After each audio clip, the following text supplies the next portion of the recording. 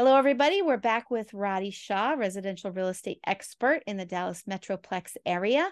And Radhi, we're going to get a little personal right now, and let's talk about travel. We just finished a segment on Airbnbs, and you say that you stay in Airbnbs whenever you travel. Why don't you tell us first some of the places you've been to, and then finish off with which was your favorite?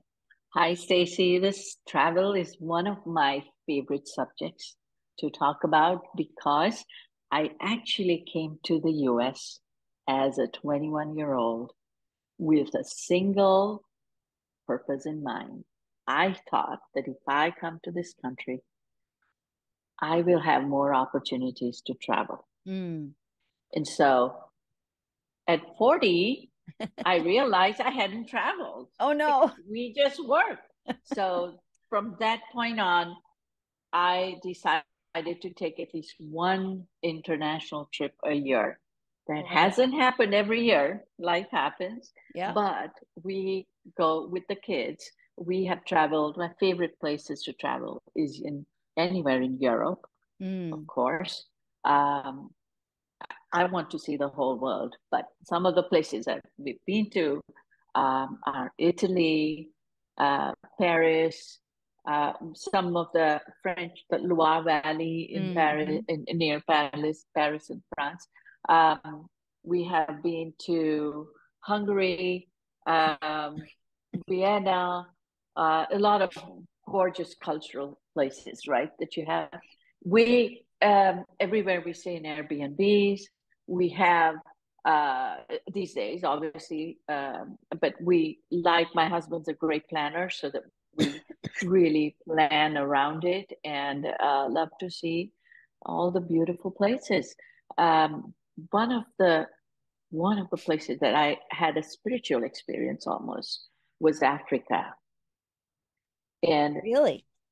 we went to Kenya, Mm-hmm. and I love animals. So it was a trip of a lifetime. We were there for 2 weeks. We went to Kenya and Tanzania, and we actually drove through from Nairobi to I forget the place right now, but it was I mean, there's nothing but the grass and Wow. wilderness, and you're miles and hundreds of thousands of miles from civilization as such.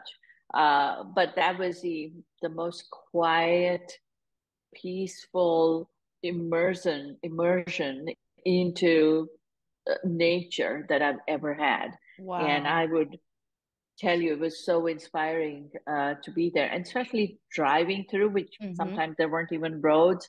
There were like 6, 8 hours of driving. It was just fantastic, and you could really see the country. We like to Mm-hmm. drive everywhere instead of flying into a place. So, and then in Tanzania, there was at a Gorongoro crater.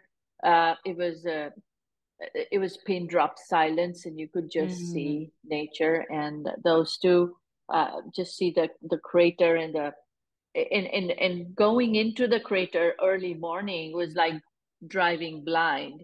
We were all looking on the side because you couldn't see the road in the front, Oh my and so you gosh. had to look at the side. That was pretty dangerous. We were Yeah, pretty right? scared, but the driver knew what he was doing. Oh, So good. So uh yeah, you yeah, had a driver, you had a guide. we Okay, had a good. I guy. think I'd be a little nervous without one. Like I No, don't mind.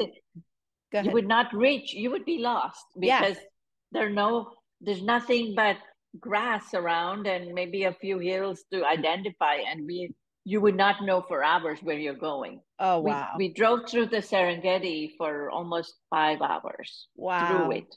That's Yeah, incredible. yeah. So what you would recommend to somebody who wants to do that is to definitely hire a guide. Did you find them privately or through a tour company? Tour company, and we have, I mean, just we have friends from Africa, so we they guided us as Oh, to good. who to hire, but they prepare and plan everything, the place to Oh, stay. fantastic. And we stayed in tents over there. It Oh, was no just way. amazing. Yes. That is so cool. So one of the places I experienced something similar was on the Great Wall of China.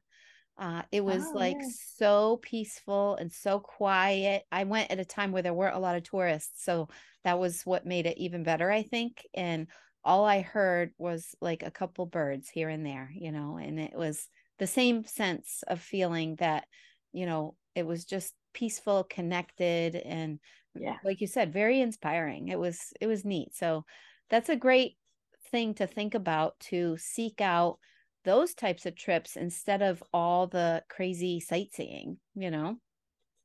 Absolutely. One of the things we like to do is we like to spend more time in one place Mm, and not just hop around. If mm, you don't, but when we want to do as many trips as possible, we can do that. And yep. that gives you a little bit of freedom and flexibility, and you're not rushed Love it. when you're in a country. Yeah. Yep, I agree. The more time you can spend in one spot, you can settle in. Mario loves to get to know the locals. So one of our retirement Hmm. goals is to we're going to eventually move into the house in Portsmouth that we talked about before, but then we might, instead of snowbirding to one place all the time, we might take 3 months each year during the winter to travel to someplace new and get really immersed. So that's going to be our retirement plan, and we're looking forward to it. So, That'll be amazing. yeah, maybe we'll go together, Yes. Why not? right? I want to travel the world too, so let's do it. I've been to a ton of places, and I love traveling with friends. So, I think that needs to be one of our priorities. Absolutely. Love it.